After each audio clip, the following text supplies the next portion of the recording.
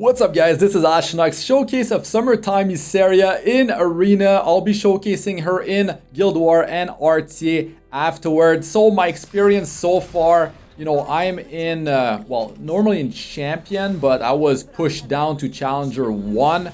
Those Rams, the team compositions are really annoying. And testing, Summertime Iseria has been sort of like a struggle, right? Because you need to fit her into the right team, you need to activate her passive, and then the bombs, I don't have the artifact fully maxed out, but if I did, I feel like it would be really powerful. So I'll be working on that. Bottle of Knowledge, I have 3 of those. I might pull even more. Actually did a bit more pulls after the summoning video, guys.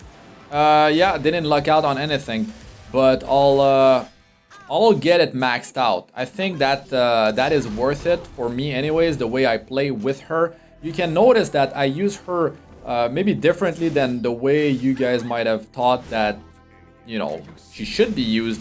So of course, I'd like to showcase her with Roaming Warrior Leo after his buff, right? So that's going to be pretty interesting. But in this video, I wanted to showcase Summertime Iseria by herself. I could have done it with Roaming Warrior Leo before he gets buffed, but then I have to make a team around those 2 heroes, and already making a team around Summertime Iseria is a struggle in Arena because the team, on defense are really annoying. Like, there's all sorts of really annoying stuff. I mean, Tempest Siren, she can just take the bomb debuff right off.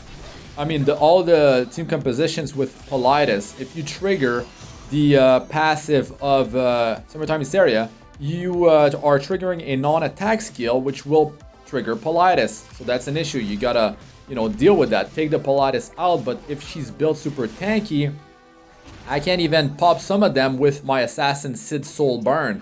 So that's pretty crazy right there, right? And there's also the Mate Chloe's.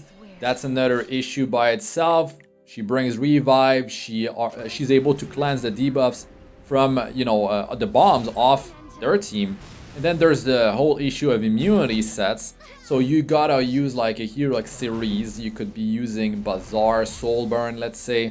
That would definitely help a lot. I don't have Bazaar, but a Soulburn Bazaar would be quite reliable unless you're fighting evasion-based heroes, of course. Maybe you don't want to bring him in there.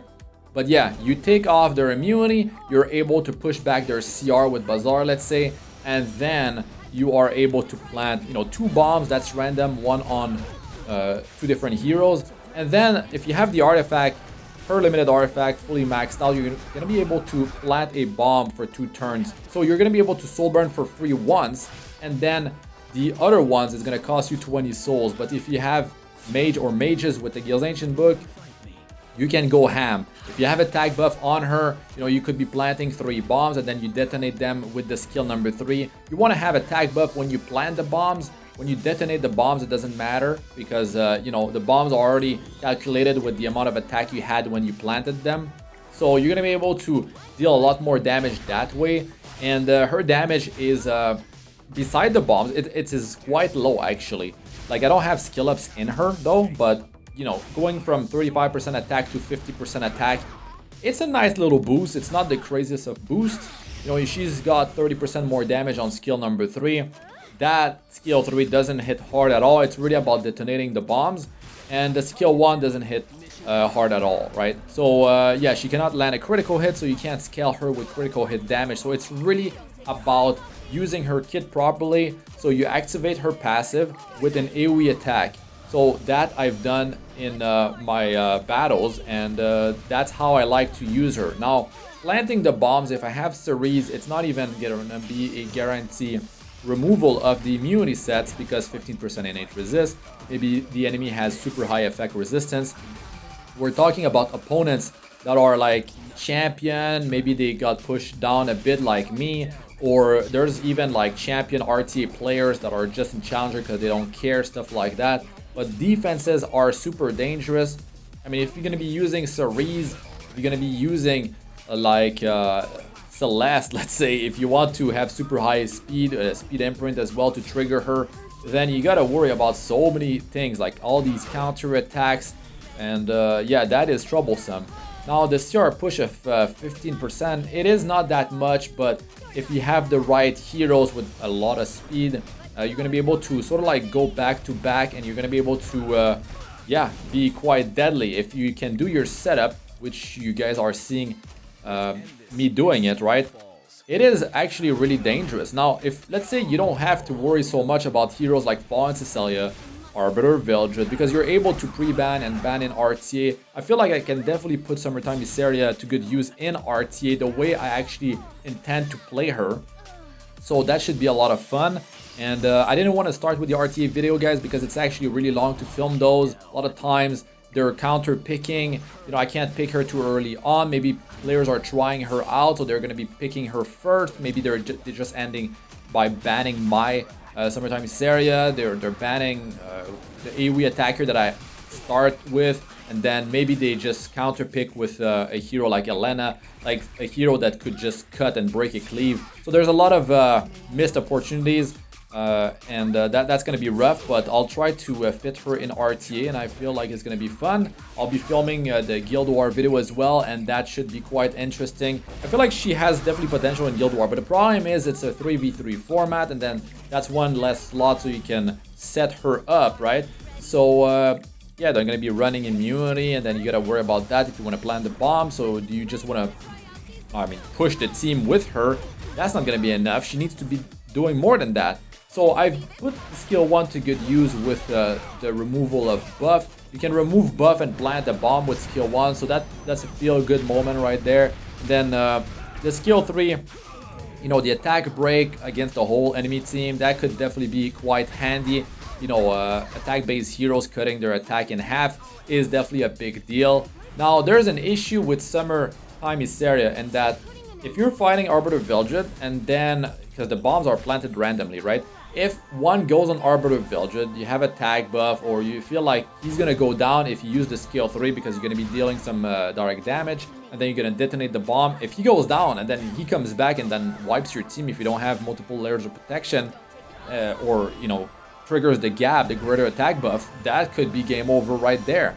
Now, you know, the quick lands, when you land, you do the damage on Tempest Siren, then you trigger her passive, and then you planted the bomb, it gets removed right off, and that's really dangerous, that's really annoying right there. So yeah, and here in this team there's a Lilius, right? So I have to worry about the cleansing that she can potentially do and take those bombs off. Really, like, outside of the skill 3 detonating the bombs, I feel like it's really long. Like, that 2-turn is really, really long.